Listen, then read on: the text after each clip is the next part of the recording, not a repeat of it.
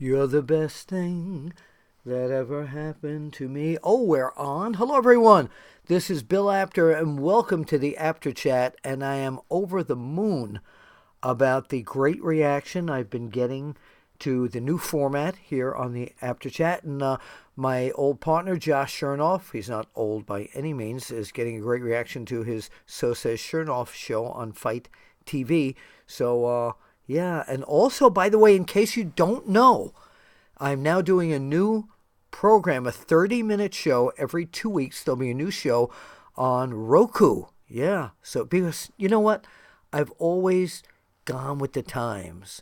I was the first guy to put video wrestling interviews on a website at onewrestling.com. I was the first guy to put audio interviews, classic audio interviews on onewrestling.com. A lot of firsts. And now I'm streaming. Yeah, because streaming is the future of what TV is. And the nice people at Jarrett Parsons Promotions, which is Jerry Jarrett, the father of Jeff Jarrett, and Rock Parsons, have started their own network called the Jarrett Parsons Network. And go to Google and search Jarrett Parsons Network, and then scroll down through all the territories. They have tons of old territorial shows, and in the middle of all that, you will see the Bill Apter Wrestling on Roku show, and it's lots of interviews that I've done, lots of new things, and let me know what you think of it. You can get me on Twitter at Apter1Wrestling. That's the number one, not the word. So I was singing at the beginning. I always open up with a song, and the song this time was "You're the Best Thing That Ever Happened to Me."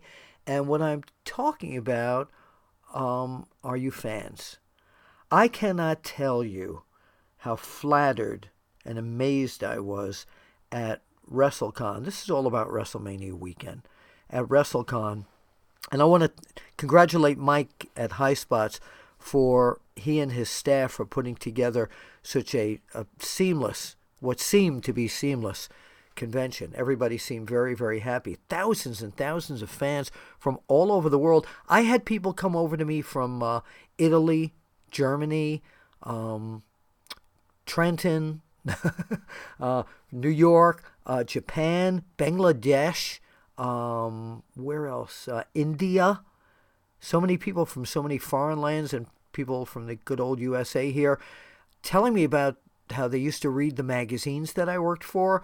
So many of them have read my book, or the audio book is Wrestling Fixed. I didn't know it was broken. Or they purchased the book that day, and we were able to get together and take photos, and I signed them. And I want to just say thank you to all the fans that were there. And from Canada, too. Yes, I didn't want to leave Canada out. But it was just wonderful. It's a goosebumpville for me. And my buddy Mac Davis, who was an independent wrestler, still wrestles at times, who lives in Atlanta, Georgia, and he's got his own marketing company. The weekend would not have been complete without your friendship and your assistance, and I want to thank you publicly. So along with we invited a lot of people to go out to karaoke, but there was no real crowd. So Mac Davis and a friend of mine who works at the Weather Channel, his name is David Chandler, we went to karaoke and we sang up a storm. But what I want to get to, and also the other convention that I was at, and thank you so much, Scott Wilder Promotions, for bringing me there to mark out at the Meadowlands, where I had the pleasure of sitting with the Tonga Kid and L.A. Smooth and Sabu and Jeannie. By the way, I've got the first talking interview with Sabu, which will be on my Roku show and on the OneWrestlingVideo.com site very soon. But what I want to talk about is, first of all, the WWE Hall of Fame. And unfortunately, it has been overshadowed. The whole wonderful part of it was overshadowed by this really, I don't know what the right words are. I don't want to say sick individual, but I said it, but this overzealous human android, whatever you want to call him, that attacked Bret the Hitman Hart. I mean, how could you do something like this? It overshadowed the whole night. It really did. The wonderful speech by Bret Hart and Natty and DX going in and Tori Wilson and Honky Tonk Man with Jimmy Hart. It was just such an incredible night. I just, it bugs the hell out of me that this guy did this. Let's move on now to what happened. There were tons of independent shows, but the big buzz around New York beside WrestleMania that drew like 82,000 fans was Ring of Honor and New Japan combined. I was there. Thank you to Joe Koff, Gary Juster, and everyone else associated with them for making me a part of the family that night.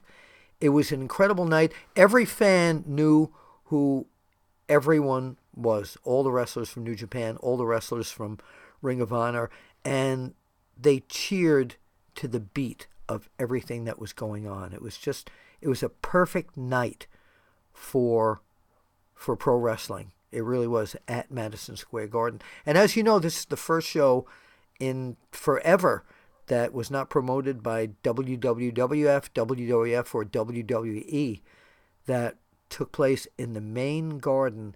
And the excitement of the fans to this amazing pro wrestling show was just totally off the charts. So I decided today that I wanted to talk to someone who doesn't, quote unquote, work in the Ring of Honor office. And Mark Crusoe, the PR guy there, thank you so much for setting all this up for me. But I wanted to talk to someone who's been involved with Ring of Honor forever, but is not an office guy who's only going to talk the company line. And what I decided to do was get my old friend, one of the owners of Ring of Honor, former owners of Ring of Honor, Cary Silken, on the Apter chat line here and discuss with Cary Silken the magic of that night. And we taped this about 3 hours before I'm taping the wraparounds here on April 11th, 2019. So right now, and we talked about a lot of other stuff in pro wrestling, and it was really, really, really cool. So right now, let's go to my interview with my very dear friend and just a great guy and the official ambassador of Ring of Honor, Cary Silken. First of all, when I always try and explain who you are in the Ring of Honor family, explain to everybody what your title is. Well, I'm the current, Bill, thanks for having me on, first of all. Oh, my pleasure. Current Ring of Honor ambassador, former Ring of Honor owner. Yeah. I owned the company through 2003 to 2011. The sale went down to Sinclair. They kept me around as the ambassador, and now I get to go to the shows like the friendly family dog. Yeah, but nobody could be a better ambassador. But the only thing I objected to is the last show I saw you on. You were wearing like one of those beauty contest things on your chest, ambassador. Oh. You can't do that. It's just not cool looking. It's not cool looking. Okay. All right. So joking aside now, you and I have talked a few times during the week. We're taping this on April 11th, 2019. And you said something to me the other night, and I saw it in your face the day of the show. I was at Madison Square Garden. I felt that buzz. I felt that every fan was in tune with every beat of every match. And you said to me, this is like the greatest day of your life. So explain. I mean, it's something you don't have to explain, but explain it. Well, it was the greatest day of my life. I've been a lifelong wrestling fan. Plus, being from the New York, I was brought up in North Jersey, so I was, for lack of a better way to put it, a New York kid. My dad would take me to Yankee games, Ranger games. He liked real sports. And when it came to pro wrestling, I got to see some local shows. But you'll remember this. Not a lot of, I talk to people and I ask them, guys, do you know what a blue law is? Most younger people don't even know what it is. You talking about the curfew? You talking about the curfew? I'm talking about you had to be 14 years old. Oh, yeah. Yes. Yeah. 10 boxing and wrestling. Also. Actually, Cary, you had to be 13 because I tried 13 or over because that's the same thing that happened with me when my dad, and we must have had the same father because my dad used to do the same things, and he'd take me to you couldn't get into wrestling if you were 13 or younger because there was a riot back at Madison, at the old Garden with Antonino Rocca and Miguel Perez against Dick the Bruiser and somebody else, and it was just deemed too brutal and dangerous for kids to go. Well, they had to say, apparently it also was, they had this age limit or age minimum for boxing also, but they also didn't allow women wrestlers, nor did they allow masked wrestlers. That's why we never saw the Destroyer in New York. And they didn't allow gimmick matches like cage matches or chain matches. But be that as it may, for my 14th birthday, my dad takes me, or 13th birthday, whatever it was, my dad takes me to the Garden to see my favorite bad guy, Freddie Blassie, against Pedro Morales. I photographed that match. He was in his last run, but boy, talk about heat. And I love the bad guys. And you know this. We'll get to my greatest night of my life. But you know this, that the crowd at the time was a very large, Latino crowd. They really supported Pedro Morales. Ready for any kind of action, baby. Yeah. So when Blassie came out, my little 13-year-old butt was up cheering. My father grabbed me by the belt buckle. Said, "Sit down, you're going to get us killed here." He probably was right. But anyway, that was my first wrestling at the Garden. I used to go with my cousin Mike. Mike was 4 years older than me. We would go every month after that. It was always on a Monday night, right, Bill? Yeah. Did you yell at me to sit down because I was blocking your view, shooting pictures? I never got those good ringside seats, but that's okay. But I would see you, and as I found that. Well, I quickly learned because I was an avid magazine guy. I learned about you and George Knapp. Yeah, so Napolitano. I see you guys at ringside. Yeah. I was jealous. But anyway, I grew up around the Garden, and I'm a rock and roll kind of guy. We would go to these concerts. We didn't care if it was Elton John or Led Zeppelin or Billy Joel or whoever it was. We used to like to go. I still like to go. And this is when the whole thing hit me. This show went on sale. Now, wait. Before we go to where we're going, I have two things I need to inject in here. Regarding women wrestling at the Garden, I remember one time going up in the elevator to the Garden. It was a very crowded elevator. It was packed, going up to the 6th floor to the arena floor. And I had just started my career in 1970. And in the back of the elevator was the state athletic commissioner, Commissioner Dooley. And Edwin Dooley. And everyone's quiet in the elevator. So I I turned around and I said, Mr. Dooley, my name is Bill Apter. I'm a reporter for Inside Wrestling Magazine. Can you tell me why women and masked wrestlers are not allowed in New York? And he looked at me and he says, "If you want to keep your job, Mr. Reporter, you'll turn back to the front and shut up." And that was it. It scared the hell out of me. And then, of course, they did open it eventually, and Mil Mascaras was the first guy who was allowed to wear the full mask. The other guys had to wear like a half mask with the face exposed. Remember the guy El Olympico? Yes, even the spoiler. And do you know what the reason was that I found out years later? What is it? They wanted to make sure that the same wrestler that they did the blood pressure check on in the back, that the doctor did, was the same guy going into the ring. Yeah, and I know we're going way off base here. That's all right. We love this. Guys like you and I are interested in this. I was at that match, but when the spoiler had his brief run, it's really amazing if you think about it. His career Don Jardine, who was based on, one of the best masked wrestlers of all time, that he surrendered the mask to come up for that run in 72 or whatever year it was. But very, very interesting. But when this whole thing hit me, these tickets went on sale for the Ring of Honor New Japan show, the G1 Supercard, back in August. And that was surreal. 2018. Right. Right. Then when it sold out, that was amazing. And yet it was so far away. We're talking April 6th. Well, on March 11th, I've been to the Garden a few times in between. I saw a couple of concerts. I went to a Billy Joel show. He has a residency. But I went on March 11th to Elton John. And I've seen Elton John at the Garden probably a dozen times over the years. And I'm sitting there watching it. Naturally, it was great. But that's not the point. As the show was going on, and he was playing one of his great legendary hits, maybe it was Rocket Man, maybe it was Don't Let the Sun Go Down on Me, it suddenly hit me.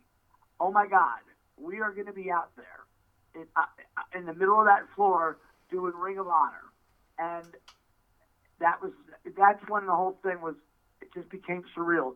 So the week of the show, the weekend of the show, and I think I said this to you when I saw you at the WrestleCon, I was so nervous. I know. And you said to me, "Why, Cary? You'll be fine." I'm like, well, I'm not nervous about the show. I know the show should be good, but just to be at the Garden.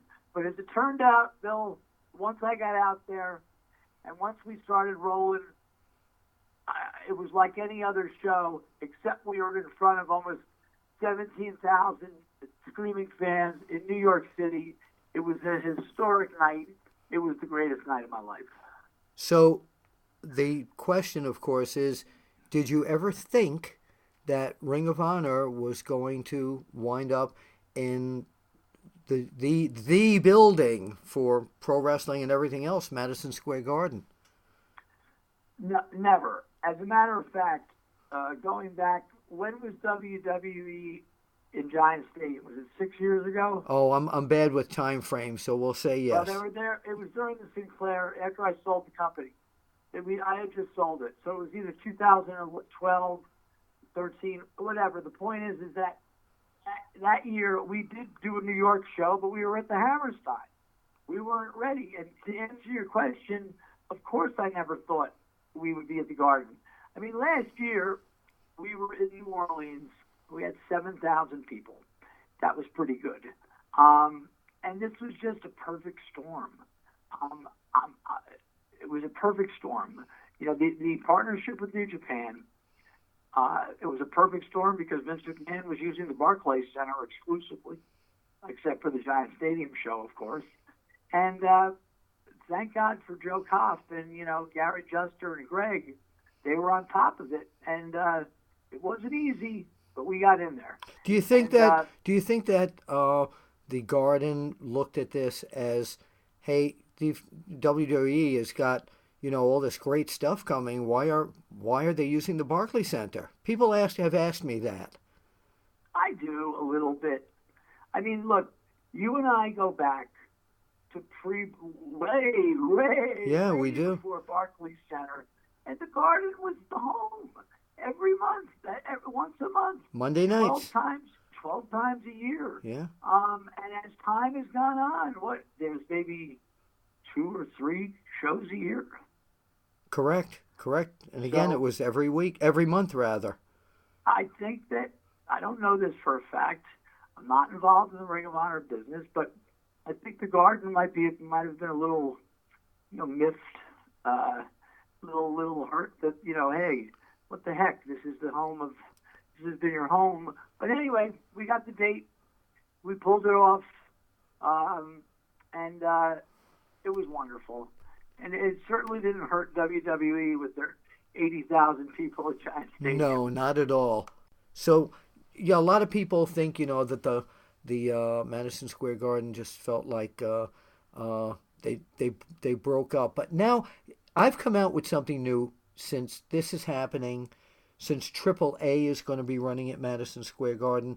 since AEW is running in different places and may eventually run, there's so much going on. I'm now, we had the Attitude Era, we had the Hulkamania era. I'm calling this the era of choice because fans now have the opportunity to go to everything or choose what they want to go. That field of exclusivity for one wrestling brand at this point, wrestling or sports entertainment, you're gonna have a choice where to go.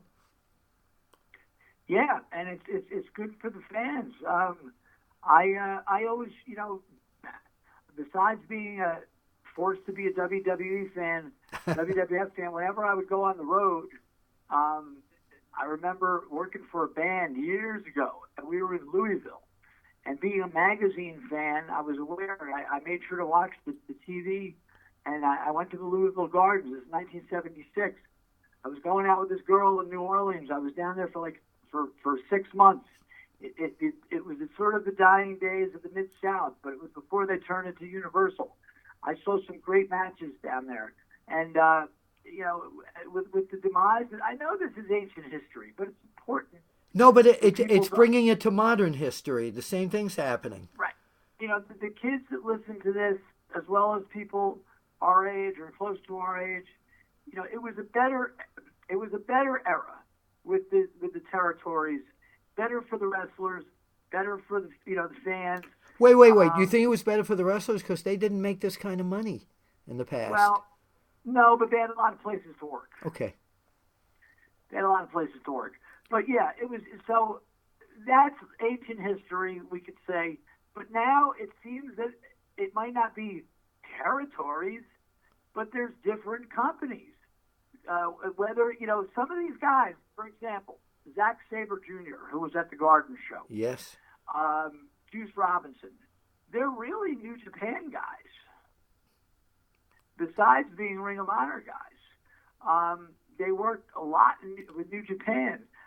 There's Bandito with us now. He's signed to Ring of Honor, but he's a CMML guy. Yeah. Same with that fabulous guy Roosh who beat Dalton Castle. Oh, that was incredible.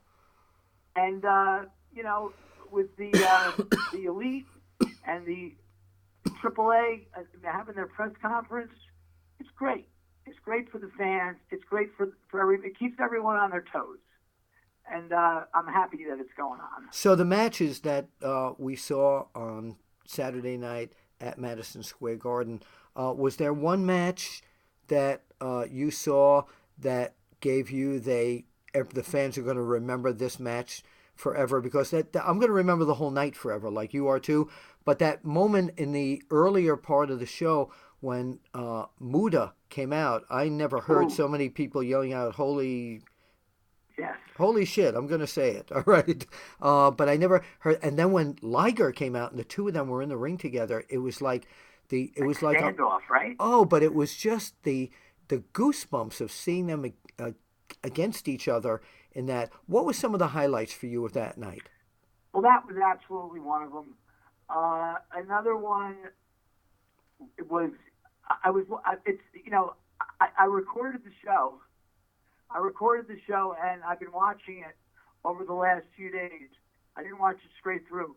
I had one of my friends over last night. Wait, you recorded it where? Now I lost you there. I recorded it on cable. Okay. So when I got home, I had it. Got it. And I didn't just jump into it. I've been watching it the last few nights. One of my buddies came over last night. He's a moderate wrestling fan. Moderate is the way. Well, I showed him 3 matches that I thought he would really enjoy. One of them was the New York Street fight with the Bully Ray Open Challenge, which turned out to be Bully, Silas, and Shane Taylor against Juice Robinson. I'm going to forget someone here. Juice Robinson, Flip Gordon, and Mark Haskell. Right. With the kendo sticks and all that. It was great. Then we watched that match with Bandito and Dragon Lee, and now I'm going to forget the name of the New Japan guy. Oh, no. I'm going to be in trouble. And I don't have it in front of me either, but we know who you're talking about. That great guy. Yeah. Incredible. Yes, Incredible. It was. And then the next one I fast forwarded to, and this is going to be the top of my list, was the ladder match. Yeah. With Yes. with Matt Taven. Yes. And Marty Scurll. Yeah. And my main man Jay Lethal. Now you mentioned Jay Lethal, and I have to tell you something, because I've known Jay Lethal, of course, since he was a rookie. And the biggest pop that I got, beside the matches and seeing you and Joe Koff giving me a hug, and seeing Ian Riccoboni used to live in my neighborhood here, and we used to see him walking around the walking path here, and we always talked. But just a hug, giving him a hug, and being so proud of, look at this, you're at Madison Square Garden with Colt Cabana and Kevin Kelly doing the broadcasting. But I went over and I gave a guy hug to Jay Lethal, and I told him how he's matured and how proud of I am, that look at this, the building that you grew up seeing wrestling in, you're now one of the headliners. And I think we both got goosebumps. Hey, absolutely. And he was so excited. And his parents were there. Yes. You know his parents. They've been, I remember, Lethal, before he wasn't even wrestling yet. He would come to Ring of Honor as a fan. Being from Elizabeth, New Jersey, we used to run the Rexplex in Elizabeth. Right, back when. right. And, he quickly came in, and he was so good. Bill, I'm glad this hasn't happened, but how could the WWE have overlooked this guy? I don't know. He would have been great, actually, coming in with the Randy Savage gimmick, and Lanny Poffo as his manager. Right. That would have turned heads, huh? Absolutely. But yeah, what was my favorite moment? I guess it was the Lethal Taven winning the belt.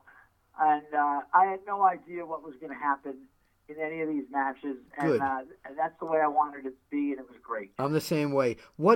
So the theme of this, kind of, that I'm going to put up as the headline for this is, where does Ring of Honor go from here? It's like the old magazine headline. So you being the ambassador, tell us what your vision is moving forward with Ring of Honor.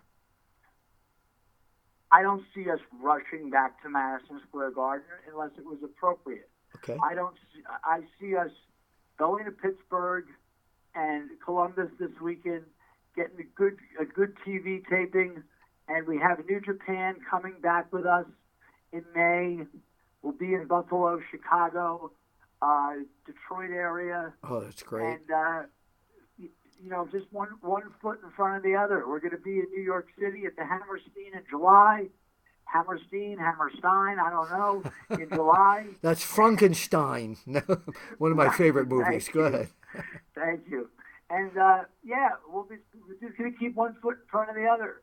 I talked to Joe Kopp the other day. He called me just like as a congratulatory kind of, how you doing? I said, Joe, once again, it was the greatest night of my life. And it'll never be duplicated like that.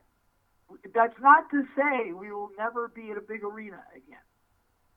But right now, we're just going to do the next show. Yeah, you're running the shows the way they should be, and build up eventually back to something like Madison Square Garden. It's got to be the right. It's got to be the right situation. See, people keep saying, "Oh, with the Garden," but unless you have the right momentum going into the Garden, and Ring of Honor was ready for this. They were really, really ready for this. So, and that's why everything clicked so well, and the partnership with New Japan is just amazing. Yeah, we're very fortunate to be aligned with New Japan. These are just wonderful. I mean, the level of wrestling, my goodness. The Ring of Honor level is wonderful. This is just so amazing. It was a magic night. And, Bill, I was glad you were in attendance. Thank you. Thank you. There's some of my old buddies. That was the thing that made it extra special. Guys like you, my friends of mine that were there, my non-wrestling friends, that, and I got a lot of nice messages from, they say, Cary, do you have any kids? I go, well, not really, but yeah, I do. They're all at WWE and Impact and Ring of Honor. I got a lot of nice messages. Yeah, that's great. From the Adam Coles and the Seth Rollinses, who went out of their way to say, because they were a big part of it. Yeah, they're part of your family. They're part of my family. They're part of the Ring of Honor lineage and heritage. And they were basking. Even though Seth Rollins was in the biggest match of his life, beating Brock Lesnar, he still was basking in the glory of his time in Ring of Honor and the joy of us being at the Garden. That's absolutely terrific. As well as Adam Cole, as well as all these guys. Yeah. They know where they came from, Cary. They Absolutely. really do. They really do. And it was a loving family back then, and I think Ring of Honor has kept that. So again, this to me is the era of choice, and I want to thank you so very much for being here and speaking as the ambassador. Where can people find you on social media? Oh, they could find me on Twitter at ROH Cary, and the same on Instagram. I'll post some old wrestling posters. Oh, I love those. My Ring of Honor thoughts and some other general stuff. And Bill, thank you. You know what? Listen, boys and girls out there, pay attention to this man. Here's a man who has been covering wrestling for longer than he would want to probably admit. 50 years. Yeah. 50 years. And, and I was a fan for 20 years before that. Right. Too. And they talk about the Apter mags. And this is an important part. This is an important part of pro wrestling. Some of you kids listening, check out these Apter mags. You can get them on eBay. And it's really good stuff. And it's a shame that this doesn't exist anymore. Yeah, I mean, PWI is still there. It's a bi-monthly. So, support them, too. Even though I'm not with them, they're still keeping the tradition of wrestling magazines going. They really are. But Bill, thank you again, man. Well, wait. Before I let you go, there's one other thing that a lot of fans don't know you do. Why don't you tell them about this ticket thing that you do? Well, I've been a long-time ticket broker, ticket hustler, ticket scalper, starting with my days working on the. That was another strange thing, all these that's mentioned about going to all these wrestling matches and all these concerts. I used to hustle tickets in front of the. That was like the meeting place of the scalpers. I know you gave me great deals. I remember you. We tried. But I have a company, Rave6, RAVETIX.com, and if you need some tickets for something, we're more reliable. Listen, if there's a problem, you can call us. You can't call StubHub. What's the number? I love people that call 610-515-1515. All right, so the wrestling fans. Old school call. Yeah, so they've got you, so they can talk wrestling and buy tickets for any kind of concerts. Buy some tickets for some Broadway shows, concerts, sports, whatever. Oh, by the way, you and I were talking Broadway shows because we both love them, and my daughter saw that same show you did, and she had the same reaction. Town? Yes, had the same reaction. What did she say? She said it was great. She said it was absolutely great. Like, in other words, it wasn't like, it was really good. It was great. Yes, it was a notch above. Yes, Hadestown, folks. Check. If you like wrestling, you'll love Hadestown. Oh, I like that. Broadway musical. That's interesting. All right, Cary Silken, thank you very much. Bill Apter with the ambassador of Ring of Honor, Cary Silken. Again, it was just an absolutely amazing night, and it was such a thrill to be back at Madison Square Garden. And like Cary, I've seen tons of shows there, concerts and everything, but there's nothing like live pro wrestling or sports entertainment at the Garden. I know WWE is coming back later this year, so go support them. And in September, AAA is coming in there with a show, and that's going to be really interesting because the opening of the Garden to other groups right now is, like Cary said, it can only benefit the pro wrestling fan. So a lot of you fans have asked me to start running the classic audio interviews again. So what I'm going to do right now is go into my files and let me look here. Oh, this looks like a real good one. Okay, this is Bill Apter, and we're speaking here with Frank Valois and Andre the Giant. Frank, would you ask Andre first, when did he first realize he was bigger than other kids his age? When he was bigger than kids his age? Yeah. At what age? À quel âge que t'as dit que t'as réalisé que t'étais plus gros que les autres enfants de... Quand j'ai commencé à aller à l'école, À quel âge? j'avais 6 ans. He started going to school about 6, 7 years old, and he was then larger than most of the kids. Did they make fun of him because he was so tall? Est-ce qu'ils se marraient de toi, les mecs, parce que t'étais plus grand qu'eux? Non, au contraire, ils se mettaient tous derrière moi, parce que j'étais plus gros. On the contrary, they used to stick behind him all the time, so he'd be on this side. In other words, they were afraid of him. Well, afraid, and they had more confidence when he was around. Okay, now, was anybody in Andre's family as tall as he was, or were there people that were a lot smaller? His family, his grandfather was taller than Andre is now. But How tall is that? Would be about around 8 feet tall. Was he... I'm sorry, go ahead. Yeah, he was about 8 feet tall, and he's a big man for his size. You know, he weighed about 500 pounds. Right, now what did Andre do before he got into wrestling? What was the thing he did before that? Well, before that, he went to school, and after school, his father had a farm, and he worked on the farm very hard. How far did he go in school, Frank? He went to school. He went to school like most of the young kids, you know. Did he go through high school? He didn't go through high school. He went as far as just next to high school, you know. And then he had to work on the farm because his brothers and sisters and the father had the farm, and they had too much money. So he used to do all the hard work at the farm, you know, cut woods like lumberjack and all this. And then after that, he had to go and after the season, you know, was through on the farm, he had to go and earn some money. So he was a mover, you know, mover like piano and big hard stuff, you know, and did that for 2 or 3 years, you know. And then after that, that's when he came around to us. You know. Okay, now a lot of people, this was run in another magazine, which we want to look into, said that Andre used to hang around with prostitutes and things like this. Was there any truth to this, or was this all sensationalism? No, there was not. I mean, there's truth to it. It's not to hang around with prostitutes. When he first came in Paris, you know, he's come from the Alps, you know, in a small country, a small town. Right. And when he first came to Paris, you know, the only people that would help him, you know, was these girls on the streets, like, you know. I mean, it's not like it sounds like he'd go out with them and things like this, you know. Mm-hmm. I mean, he'd be in a restaurant or something and he'd buy a cup of coffee to these girls and they'd talk to him and get to like them, you know. But not in a sense like he, you know, he would take one would make a living, or he'd go out with them, you know, like for the money, like. Mm-hmm. It was all friendship. But he did meet quite a few. I mean, they kind of like him, like everybody meets him, they like him. He happened to be a prostitute, well, they were a prostitute, but... no matter who you were, you took a liking to him. That's right. And you get to like these girls, you know, he had a little fun and laughs, and but not in the sense like he would take one and pay money to her, or a girl would pay money for him.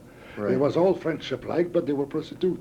Okay, let me ask you this, Frank. How did Andre first discover wrestling?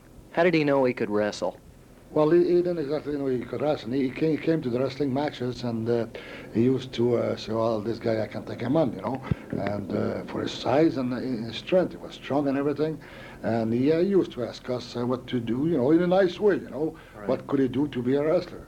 So we told him, well, you're big enough to be one, but can you move? Can you wrestle? Can you do anything? So he never had any wrestling in his life. So they told him to go to the gym, and he went to the gym, and after 6 months, the promoter came around, and they said that he could really, he had everything to be a wrestler, you know what I mean? It's not because you're a big guy that say, well, you could be a wrestler. That's a big guy can't wrestle. Right. But he went in, and like a good boy, he learned, and he knew how to move around, and after 6 months, the promoter says, well, you're ready enough to go in the ring.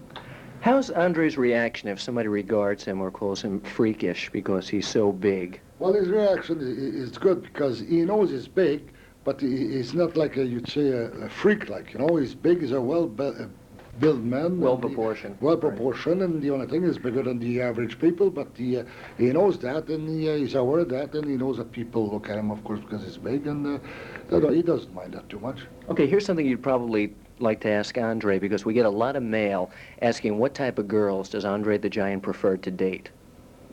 Quelles sortes de filles que t'aimes mieux pour donner des rendez-vous? Ben, les rendez-vous, enfin, pour sortir, pour t'amuser, pour... pas... De toute façon, tu vas répondre à ce que tu veux, mais j'aime bien les filles qui sont agréables. Well, Qui aiment s'amuser. he like girls that knows how to laugh and, you know, nothing serious, like, you know, because he's not ready to get married, and he...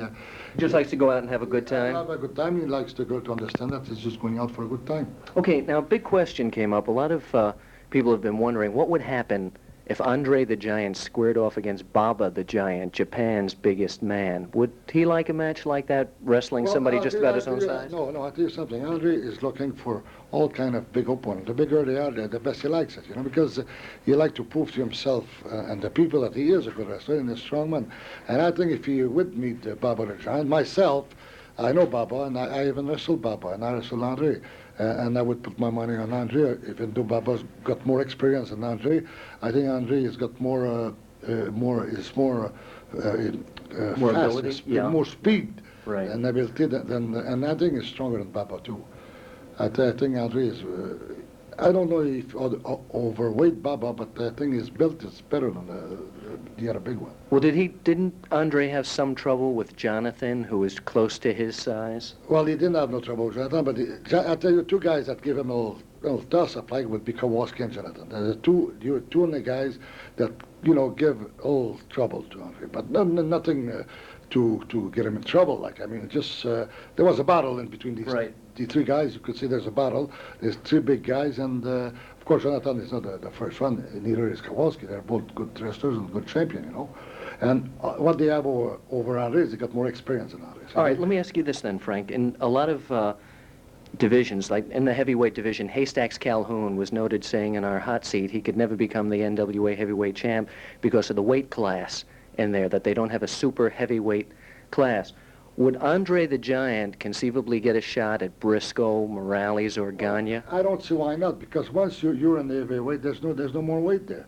After you're over 230 pounds or so, doesn't matter, because they cannot have another super, like you said, a super class. Right. But once you're up there, if he wants to beat Morales and the challenge is for a championship, the other guys got to accept, and Andre probably will beat the guy. In other words, if you're over a certain weight class, you wrestle everybody in that class. Yes, yeah. Well, that's the thing in wrestling, you know. Okay, now if Andre the Giant had not pursued wrestling, you might want to ask him this: what would he have gone into? What second ambition did he have? Well, that was his big ambition was wrestling. And second, he might have took to pick up fighting. You know, they trained boxing. Yeah, they trained him for 6 months. Has he ever thought about that? Oh yeah. He was 6 months. They trained him in France. You know, promoters, five promoters. They saw him, and they thought they could make another Primo Carnera out of him. Yeah. Did he ever have any pro fights? No, I never did, because he didn't like it too much. He'd rather wrestle, and you know, because in wrestling he goes on the road more often, and he's a kind of a guy. He's a happy-go-lucky guy that likes to meet people, and you know, and he likes wrestling, so he quit boxing. Okay, two more questions. What does Andre know his own strength? I mean, can he hurt somebody purposely? Well, this I don't think he does. Because lots of time he'd do things, you know, as a joke, like, and you know, with hands like he's got. If he touches somebody, you know, he don't realize, you know, the strength that he could do. You know, he would stop himself. He won't go all the way because he'd be afraid of killing somebody, like, you know. But then just playing around, he goes over it. Like, he doesn't mean it, but he will hurt you without meaning it, you know. Okay, Frank, now since you're with Andre, this is the last question, since you're with Andre so often, have you got one funny story, something weird that has happened, that, for example, like when you take Andre in a cab, I'm sure the cab driver... I'll tell you one story. That happened not too long ago, and I think it's a little funny. One night we came back from a wrestling... I'm going to laugh either way, Frank. Yeah, you realize that? No, I think you're going to laugh anyway. Because one night we came back from wrestling town, and we stopped at the drive-in, you know, to get a sandwich or something. So he stops, and the radio was going on, and we asked for a sandwich. So there's another car that comes there, and they were drunk, you know. So they hit on his car, you know. So he gets out, and the other guy, you know, comes out of his own car, and he takes his glasses off, like, you know, he's gonna hit Andre, you know. So Andre didn't even bother about the guy, you know. He just walked by the guy, and he took the car, and he turned the car over. The car on the roof and the four wheels on top, you know. So the guy couldn't believe it. He looked at him, he couldn't believe it. So he starts running, you know. So after we left, the guy went and told the cops, he says, hey, he says, the guy turned my car over. So the cop laughed at him. So who the hell can turn a car over? He said, are you crazy or something? What's the guy? He said, I'm not dreaming, he really did it, So the cop never believed it, And so we left, and that was we'd all laugh about that, Okay, Frank, want to thank you and Andre very much for joining us for this interview. So pretty cool, right? Frank Valois was like the road manager of Andre the Giant, and I knew him really well, and I knew Andre very well. Andre's voice always was like this. Andre spoke. If he called you boss, he liked you. If he said, okay, boss, he liked you. But if he didn't like you, just watch out. That documentary that was on HBO, I don't know, about a year ago, people keep saying to me, why wasn't I in that?